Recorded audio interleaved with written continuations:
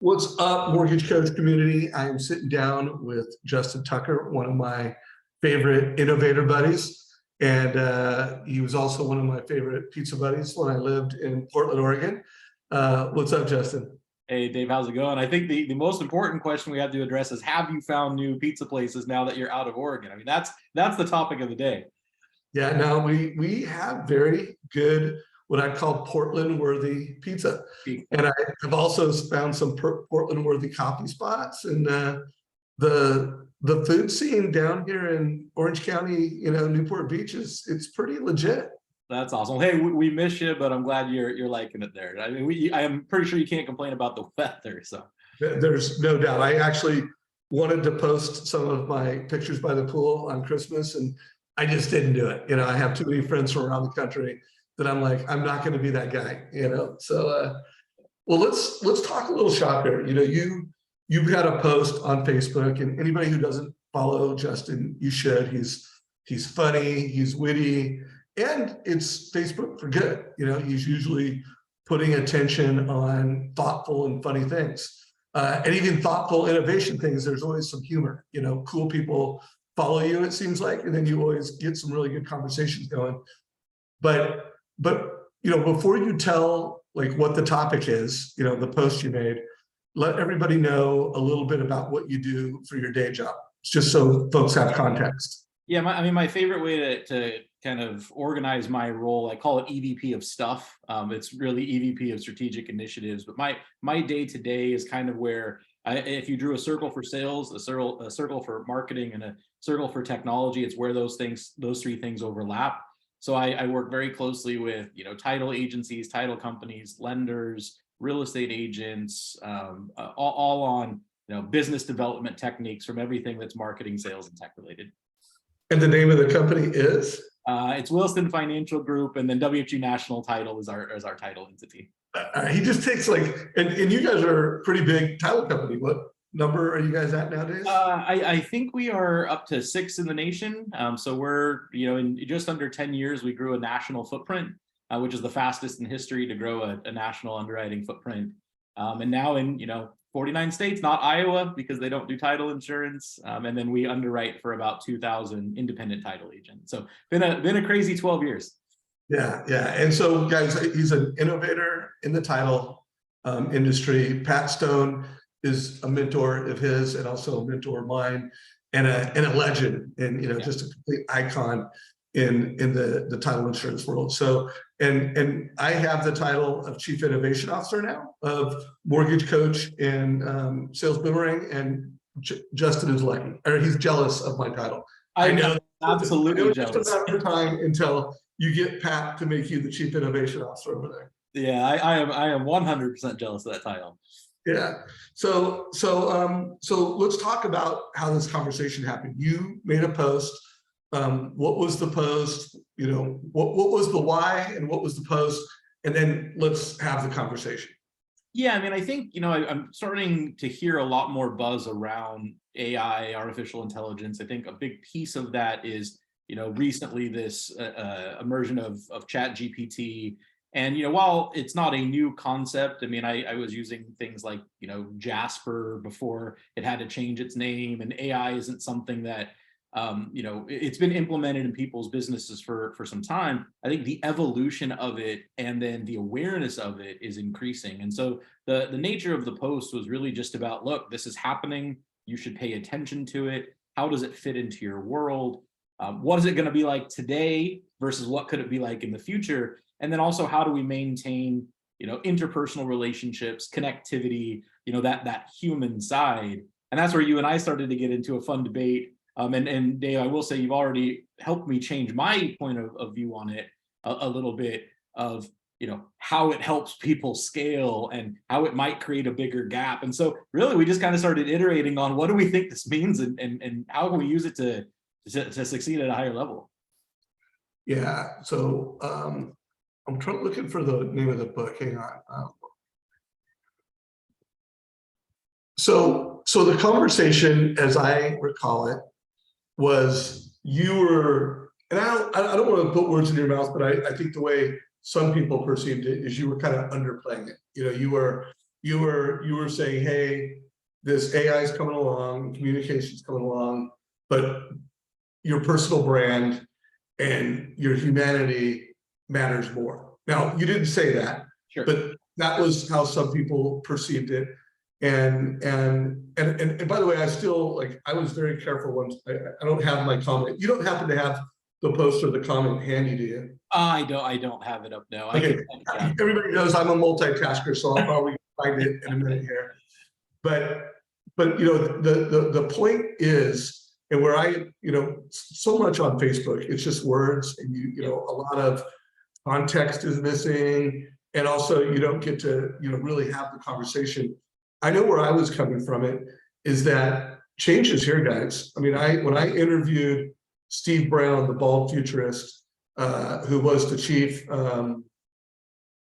what was his title? Chief futurist for Intel. So pretty smart guy that knows what's happening in a lot of different industries. He called it. He said, it is just a matter of time until you call into a phone line and it's indistinguishable. You will not be able to tell the difference whether you're talking to a man or a machine.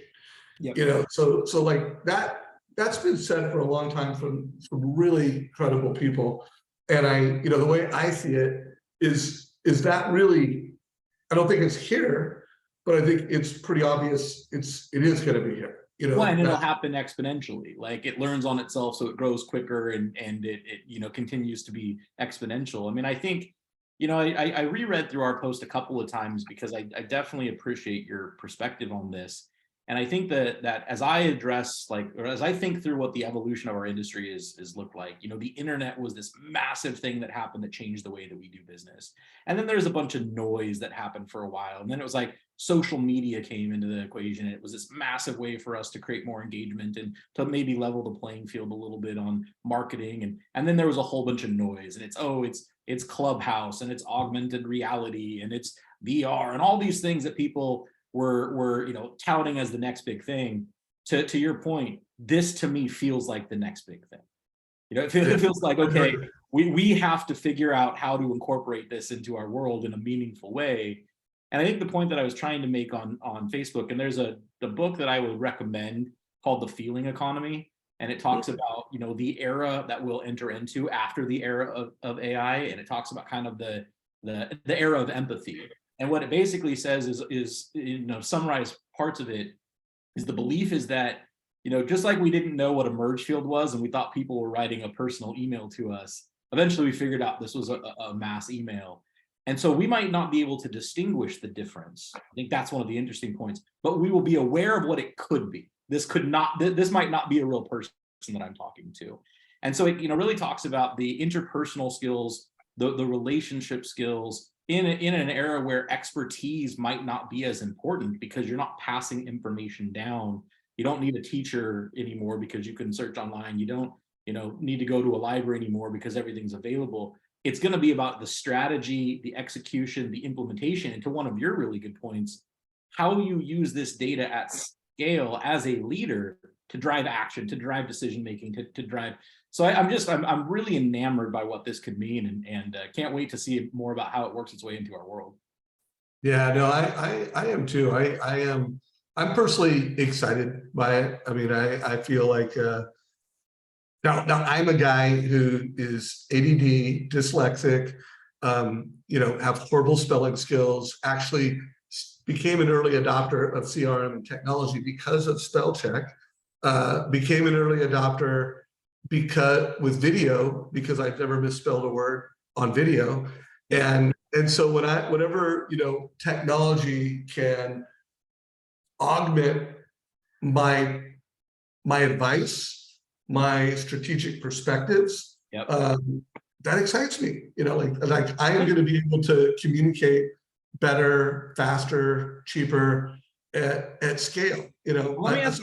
Let me ask you a question, because this is kind of where I loved your perspective. My original thought was, this could level the playing field, because if you aren't a good writer, you have something that can help you write. If you're not, great with forming content ideas, if you prompt it the right way, it can create you good content ideas. But your comment was, I actually think it widens the gap. I'd be interested to get your thoughts a little bit on how you see it widening the gap in our industry. Yeah, so I'm going to take a strategic perspective and then I'll break it down tactically. So first of all, I think Kratos Principle is old school. Like I think when you really look at the real estate space, I think it's down to like 7% of realtors do like 90% of the transactions. Is it? I don't know if is that right? Is Tom Ferry said that from stage a year or two ago, and I asked some pretty smart people and they validated that it's well, so I don't know if you want me to. I have this up ironically because we do a breakdown by. Yeah, break it down. What percent of realtors do 90% of transactions? So this is a breakdown of our Portland marketplace that I have up right now. So when we look at, we rank them, we have performance scores. If you look at how many agents that do 50 million and above over the last 6 months, there were 22 agents, but their volume equates to 6% of the market. If you go between 10 and 50 million, there are 755 agents. Their volume equates to 42% of the market. So 10 million and above is doing about 48%. If you go to what percent of the actual head counts, like how many licensed agents are in that market, and what percentage of the business are the top 10% doing? Yeah, so kind of getting down that rung, then you get to the under 5 million, and there are 4,300 agents. They equate to 70% of the business. So if you really think of the top 1%, 0.35% of agents do 6% of the market. The next 12% do 42%. So between those two cohorts, we're looking at about 13% of agents are doing about 50% of the market in Portland. Okay, that's interesting. I think, I know in mortgage, the number of loan officers, and they're not loan officers anymore, they're teams, are doing it. Just the number of teams doing over 100 million is just mind-boggling. But anyways, getting to my point, I believe that Kratos Principle of 2080, it's getting more like 10-90, 10% do 90%. Let's make it a homework assignment to try to get some data on a national wide basis of what percent of, what percent of the loan officers are doing 90% of their production. But so I just feel like the haves and the have-nots in mortgage and real estate are the gap's widening, and I also think like the middle class of mortgage professionals, it's getting tougher. You either, you've got to be doing volume, really using technology at scale, and fewer people are doing more. So anytime a new technology, and then also, I've been a technologist, my whole life, and it's always just shocking, what few percent of people, when a new technology comes out, they stop doing it one way, they learn a new way, and they create a new habit. Like it's a really low percentage of people that adopt new things. So I just think, as fast as it's moving, and then I also think because it's getting to be a leader's game, that's why in my response I specifically called out, leaders.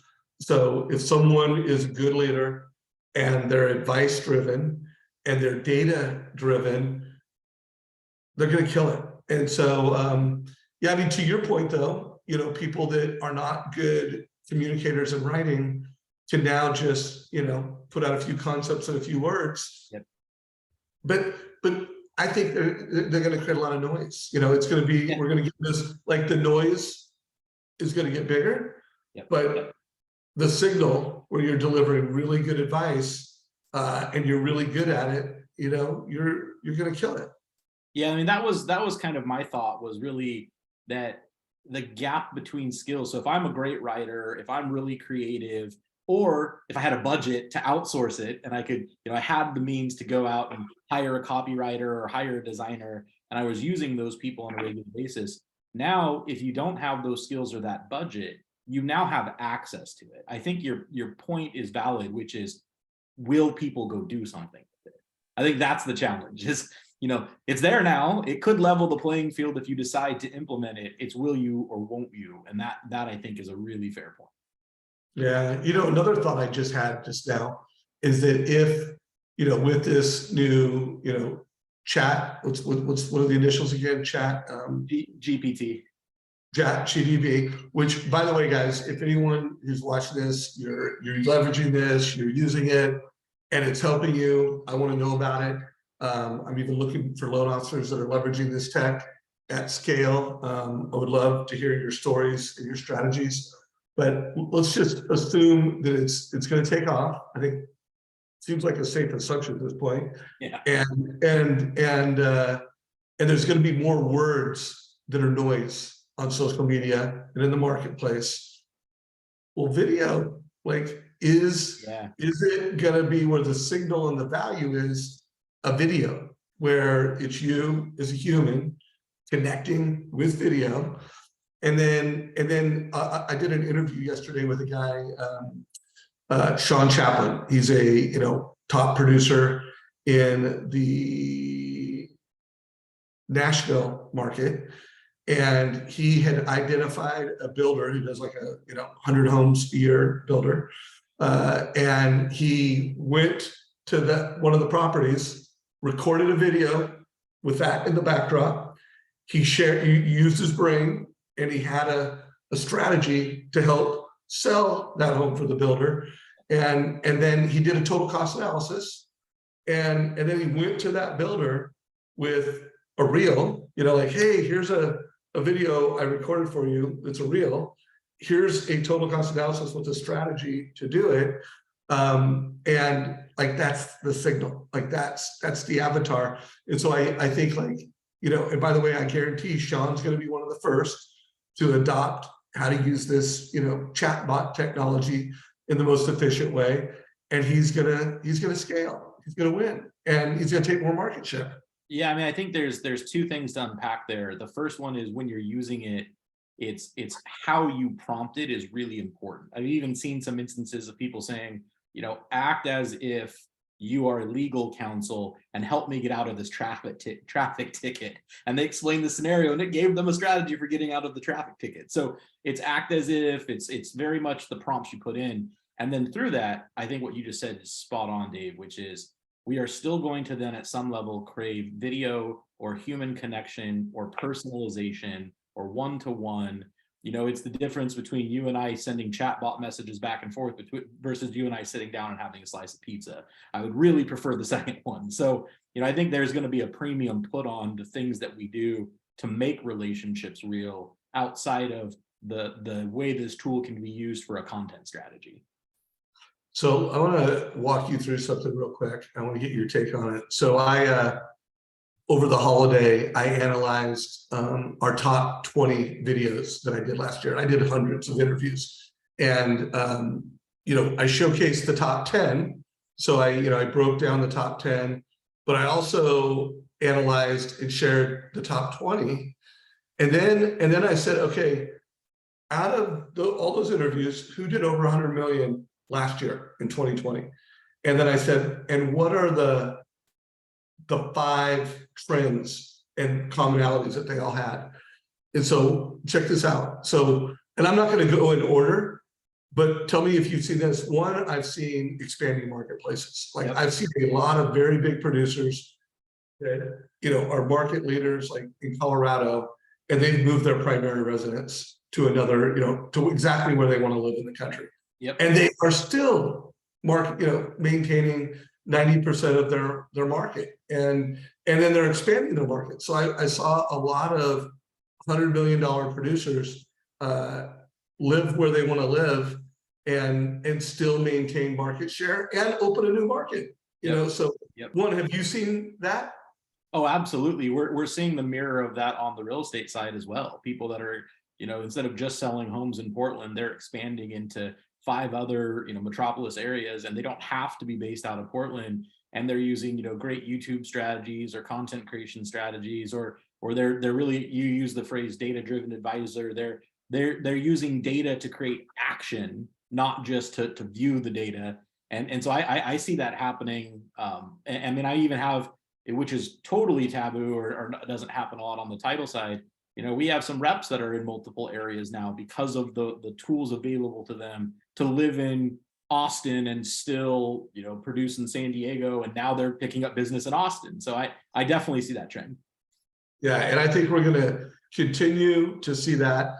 And then this one really, I think, hits this, chat GBT right between the eyes, is pre-COVID. And when you said the word real world, that just that meant in person. Physical is real world. And I think post-COVID with Zoom, grandma loves Zoom, cash is practically gone. The real world is the combination of physical and digital. And I do think this is just another tool in redefining, what it's like to live in the real world, redefined as physical and virtual. What are your thoughts on that? I totally agree. I think, what the word I like to use a lot is optionality. There's going to be such a wide range of people with a wide range of needs that you're going to have to be able to meet them in multiple places. For me, I'm good on a Zoom call. I'm good doing things on an app. I'm good making that really easy. But, my dad, for instance, he still might want to sit across the table from someone and look them in the eyes. And those things are changing. But I think there's a level of technology fatigue that COVID created, but it also created a level of technology competency where people who weren't forced to use these things were now forced to use these things. And now they're a part of their world where they weren't, as you mentioned, grandma on Zoom. But I will tell you, I had an experience with, I got in a small car accident and I was going through my insurance company, and it was like, I'm great, I'm going through it. I'll watch this video, take pictures on the app. I'm using technology as something to create convenience until I got stuck somewhere. And then I wanted to talk to a person. It's like, no, now I need someone who's going to actually, that I don't want to watch a tutorial video. I don't want to have to research it on my own. I don't want to have to find my way through your website. I just want to pick up the phone and talk to someone and help them answer my question. So I think that's where the balance is going to be, where people might have an affinity for tech until they get to a place where they're frustrated and then they want a human. Yeah. Of course, but then that is just learning to master the new economy, the new real world economy. So I mean, it's just an execution gap. So another one of the trends here is, databases are becoming data banks, where a database is becoming, a predictable source of business. How are you seeing that in real estate? Yeah, I mean, I think, this isn't, it's not new. It's more that people are paying more attention and they have better processes and strategies. I mean, the size of your database, the depth of your database, the quality of your database, and being able to extract people based upon signals, things that they're doing, things that are life events. I mean, that is an absolute true statement. I think people are getting better at that. They're putting processes around it. They're looking for those signals where people raise their hand, or at least might be somewhat more in need of your services, and that creates you being in front of those people at the right time. It's contextual learning. Like, I can send you something over and over again when there's no context and you don't care about it. But as soon as I send it to you at the time that it's meaningful to you, so if you're sending me an article about tips for staging my home to sell, and I have no interest in selling, that doesn't matter. But if you can trigger that to something in my life that's a signal, and all of a sudden now it's like, hey, if you're thinking of selling, here's some staging tips, that catches my eye because there's context to it now. It's contextual to my situation. So that's where I think people's improvement in database management is, and understanding that it really is a bank of it. There's a volume of deals in there. You got to get them. Yeah, no, I mean, it's something I've always believed in. I've always advocated making your database your number one priority. Been writing about that forever, but now, that I have a role and merged MortgageCoach with Sales Boomerang, I mean, I've got, front seat view as to, what's happening in databases and just how actionable it can become. And it's a massive trend. So let's kind of close out this conversation, because I really want to hear your view on this. I call it the data-driven advice era. And I do think that we're there. Like we are at a point now where, for my 37 years in the mortgage space, rates have just gone down. And let's face it, they went down to 2%, and there's millions of people with a mortgage now that start with a 2 or a 3. I mean, let's face it, guys, we know that there was like 4 trillion in mortgages done in 2020 and 2021. So we know there's 8 trillion, I think it's 8.2 trillion in mortgage debt that starts with a 2 or a 3.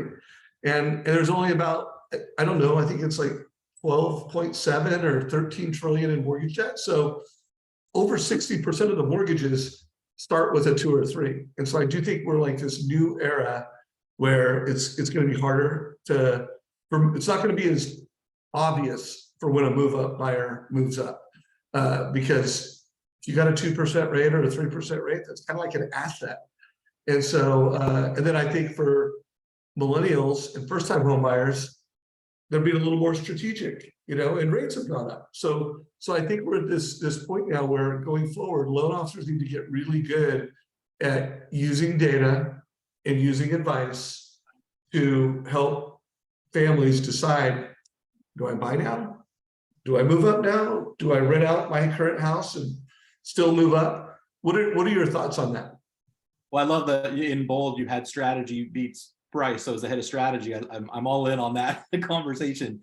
I think again, you're right there, Dave. Like when I think about the situation that most people in, like first, there's still going to be life events for people to move. I mean, I don't like my home. I want a new school district. My job changed and I have to be physically there. My family's moved out and I want to have a smaller home. Oh, we had kids, we want a bigger home. Like there's going to be life that happens that's going to necessitate that move. But it makes me think, and believe me, real estate agents and lenders are our clients. I think very highly of them. I'm very thankful for the fact that they would choose to partner with us. So I mean this comment not to come across the way that it might, but I feel like there's a fear in a lot of people to developing the expertise of knowing your data. And so it's much easier to build a relationship, connect as a friend, let's go grab a cocktail and then that's great, versus doing the heavy lifting and the work and the analysis that it takes, even if that data is present, to become the expert so you can give guidance. Hey, let's look at your financial goals. Hey, let's figure out where you want to be in the future and what that looks like. And then I think, I won't even call it an objection, then you can give appropriate advice to someone to say, well, yeah, based upon the data and what you're trying to achieve, it might make sense for you to move out of this house, even if you have it at 3.5% or 3% or 2.5%. So developing the skill to be that data-driven expert and mastering the ability to share that expertise with people, I not only think that it's going to be a huge value proposition, but I think it's one that so many people steer away from because it's scary or complex or feels like maybe I can't master that. And I think, what's the old phrase? If a bear's chasing in the woods, you only have to outrun the slowest person. Like if no one wants to do that and you become an expert at it, the differentiation that's going to create between you and your peers is going to be massive. Yeah, so let's close out real quick with, I'm gonna share a few things that I think define the day-to-day of a digitally driven advisor, mortgage or real estate, and then add on to it. Let's just literally like a couple minutes try to come up with this is what the day in the life of a data-driven advisor is. So first of all, they've got a CRM and they keep it updated, and they know the channel preferences of that customer. If that customer prefers text or email, they've got a CRM, they have accurate data, and they understand the communication preference, data-driven professional. And CRM with ABM principles, account-based marketing, that you have, like you said, you understand preference, you've segmented, there's categorization, there's a way to personalize it so it isn't just generic messaging. Cool. It's being monitored, by Sales Boomerang, and it's identifying the signals. There's lots of signals in the database, and it's identifying the insights of people that are most probable and most profitable to transact that day. And the data-driven loan officer starts making calls on those at 8 in the morning, between 8 and 9 in the morning, so that they're the first ones there. Like, let's face it, speed to lead matters. You don't necessarily want to call someone at 7 in the morning. but you're not calling them at noon and you're not calling the next day. Like you're calling your insights first thing in the morning. Any edits so far? Like we're at 9 a.m. Anything you would edit? Just a little addition, which is, and I love what you said earlier about embracing video, making those phone calls. If you're getting a voicemail, I would follow up with a video email or a video text too. Let them see your face, hear your voice, be present if you don't get someone on the phone when you make the call. And the only edit I'd have to that, and you send a text. Hey, I just tried calling you, and it's a multi-channel, multimedia reach out that's valuable. Like you're not calling and selling, you're calling and you're servicing. You're calling with the heart of a servant, offering a service. And then of course, if you're with Mortgage Coach and Sales Boomerang, you have a strategy. You're not just calling. Like that data insight has created a total cost analysis, and you're calling up with the heart of a servant. And you're like, based on data, you know how you can help that person. You know there's a first-time home buyer in this house. You know that there's someone that could be 911. Like, hey, their credit's going down, their credit's going up, and you're calling to help out. I hear these stories all the time. Like I recently interviewed a top producer who called on a cash out alert and found out that it was a mom that was struggling because they had a child that they were taking care of, and she was like weeks away from quitting her job. And because the loan officer called, they were able to get some equity out, position the family before the mom took a leave of absence. So maybe you're calling to help a family, maybe you're calling to help them move up into a bigger house, but you're calling with a strategy. So any edits so far? Nope, love it. I mean, you're calling with value, and there's a personalized pitch to that. While it's data at scale, it's for you, it's unique to that person's situation. Using those signals make those conversations so much more powerful. All right, so data strategy, you win by noon. Like you've done your database calls, your realtor prospecting calls.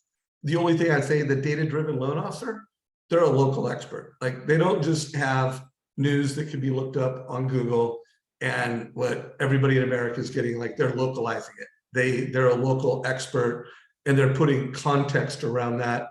And I'm finding that a lot of the best loan officers actually have, I don't know, a half a dozen to a dozen slides, so that they're always just like, okay, they're delivering data-driven presentations with Mortgage Coach, and they've got some Google slides or some PowerPoint slides with local data that helps families and realtors make better decisions. Any edits to that?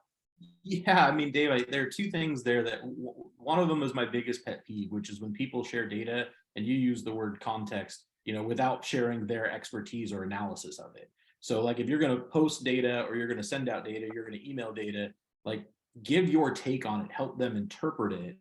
And then, that second part then is, again, it's an extension of that, which is then, what's your opinion? Like, don't be afraid to share your take on, it doesn't mean you have all the right answers, but I think first you have to give context. Here's what this means. And then here's what I think, here's what my take on it is.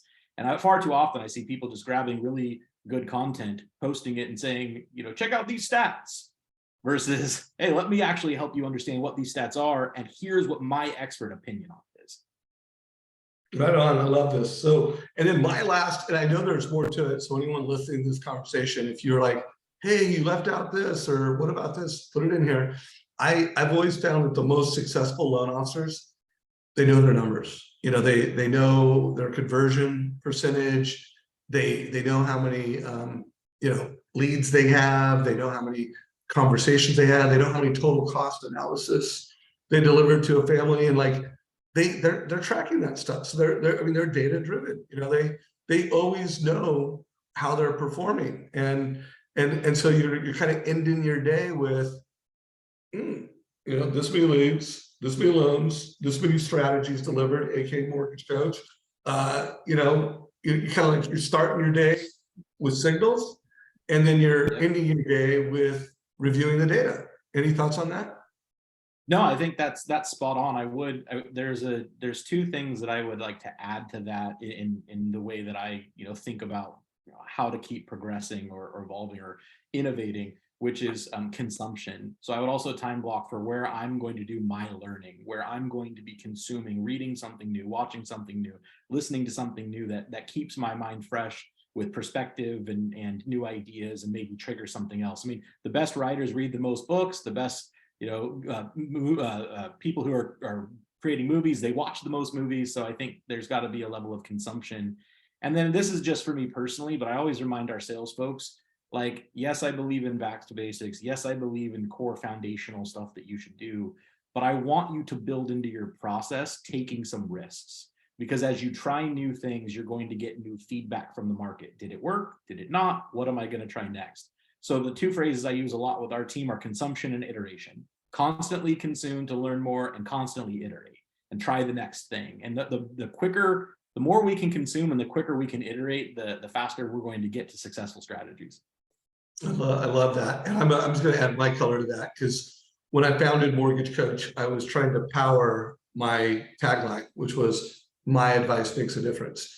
And later, after I founded MortgageCoach, that really helped me deliver on that promise to a home buyer or a homeowner. My advice makes a difference, and I'd give them a total cost analysis. I was a reader, I was a learner, and when I started interviewing top producers, yeah, I was doing it to grow MortgageCoach, but I was, it's really become one of my best ways of learning. And so I think, to make it tactical for loan officers in this market, they're doing a monthly mastermind with real estate agents. And if for all you realtors, you're doing a mastermind. You're like, if you're going to be a data-driven mortgage advisor, to your point, you need to consume content in books and podcasts that make you smarter, or else your advice doesn't make a difference. But you need to be doing it in a way that makes you a local expert. So what are your thoughts on, if we're going to go beyond the perfect day, like we define the perfect day, the perfect month, is at least one in-person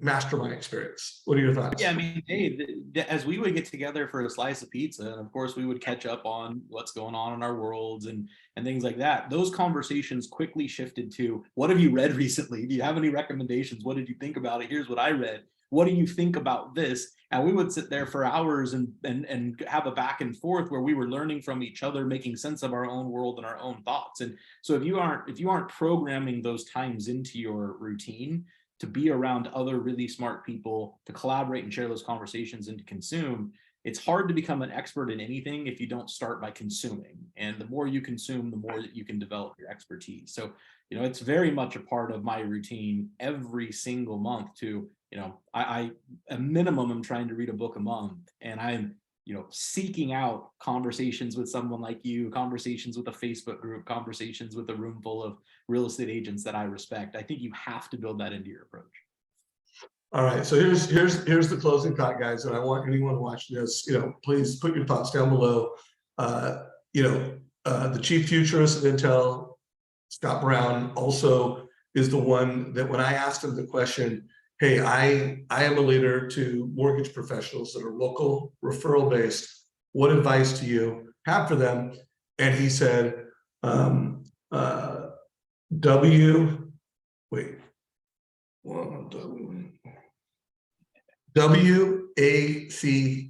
And I'm like, WACD? And he's like, that's what I've been saying from the stage when talking to specialty retailers for a decade. Like, they need to WACD their business. And I'm like, and he's like, and the ones that have done that, their stock is up, their future is bright. And the ones that haven't, some of them are already out of business, and many of them are going out of business. And guys, WACD stands for what Amazon can't do. And then he went on to say, they need to do what Amazon can't do and what Amazon can do. And so, kind of my final thought is, when it comes to that chat technology, like, guys, you need to leverage it. You need to understand it, because it's not a question of if, like, your competition is, forget about Amazon mortgage and Amazon real estate, but whatever, let's say they do get into the space, they're going to be using that technology, and they're going to be using it at scale. So you need to do what they cannot do. And that's be a local expert and being a cool human being that cares about people and being the best leader of people and technology that you can be. And I do think the future, is going to be very bright for the data-driven mortgage advisor who's a great leader. With that in mind, any closing thoughts? Yeah, I would add to that, Dave. That was kind of a little bit of the context of my Facebook post that started this, which is my thought is exactly what you just kind of, I want to paraphrase what you said. If you're using this technology to help save you time in other areas of your business, what do you do with that new time? And that is to be that cool person, to be that connected person, to be present, to be on the phone, to be, sitting down over a cup of coffee, those types of things. So what you can do is use this to automate the things that make sense and to scale some of the things that make sense. And that should free you up for more of the what you just said, that data-driven advisor, that cool human being, that local expert, that person who's present. So I'm in a complete agreement with that. All right, guys. Well, hopefully we'll get some interaction. Anybody that watches this on our YouTube channel, put your questions or thoughts down below.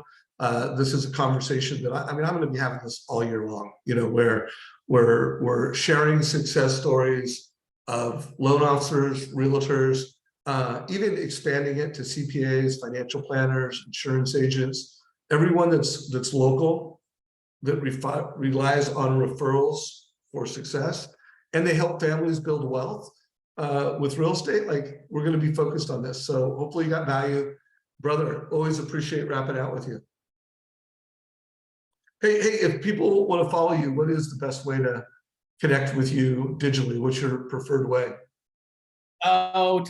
It's Tucker JU on Instagram, and then it's facebook.com/JustTuck, Justin Tucker, 2 T's. I spend most of my time on Facebook when it comes to where my audience is, but I'm still on IG and LinkedIn and all those other areas. And you know what? I love emails and texts too. So if anyone felt compelled to want to reach out and rap about anything, I'm a text or an email away as well. And give a quick plug for your title organization also, because you have a pretty cool app. What's the name of the app that you guys have?